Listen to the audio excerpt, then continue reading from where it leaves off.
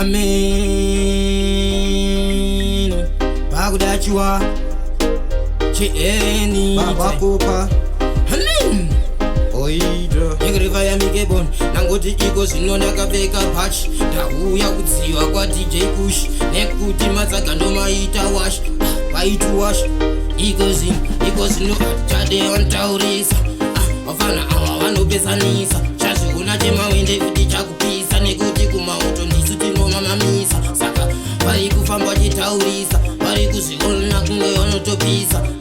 chemawende chakutopisa chazviona anakona towamamisa vari kuzviti anakona kunge anamwale kedu kutize titowabata zvikure vanopenga vana vemahure endera toko wakabhora mumambure apa paipa makuzviti makudzosa futi madvaipa asi kumango mafuti andimbokopa oti fadha ipapo muri kutotepa tusho waudze wanoto vanozviti vanotopisa vakufamba futi ndiwo watitaurisa chemawende iko zvino chakutopisa vanakona wapfana ndinowamamisa vanofamba titaurisa vari kuzvitika ndiwo futi vanopisa iko zvino chemawende chakutopisa inimbida kauyo chivhinda mukoma wangu komagiri saka ndangoti toyenda mhiri nekuti ngoma dzaiswa tsigiri saka ndangoti tinzwa imbiri saka ndati kufamba neukasha ini ndiri chiwa toita ukasha saka ndata musati mandiziva.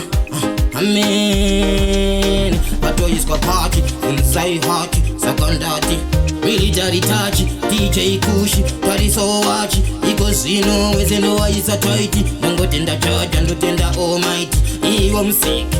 waziraiti saka ndati nange mazikati ngangwe manheru ndogarira upiti iko zino atade wantaurisa wafana awa vanopesanisa chazviona chemawende kuti chakupisa nekuti kumauto ndisu tinomamamisa saka vari kufamba vachitaurisa vari kuzviona kunge vanotopisa chemawende chakutopisa chazviona anakona towamamisa vari kuzviti anakona kunge anamwale kwedu kutize titowabata zvikure vanopenga vana vemahure endera toko wakabhora mumambure apa paipa makuzviti makudzosa futi madvaipa asi kumango mafuti andimbokopa oti fadha ipapo muri kutotepa tusho waudze wanoto vanozviti vanotopisa vakufamba futi ndiwo wachitaurisa chemawende iko zvino chakutopisa vanakona wapfana ndinowamamisa vanofamba titaurisa vari kuzvitika ndiwo futi vanopisa iko zvino chemawende chakutopisa inimbida kauyo. Amen. Bagudachua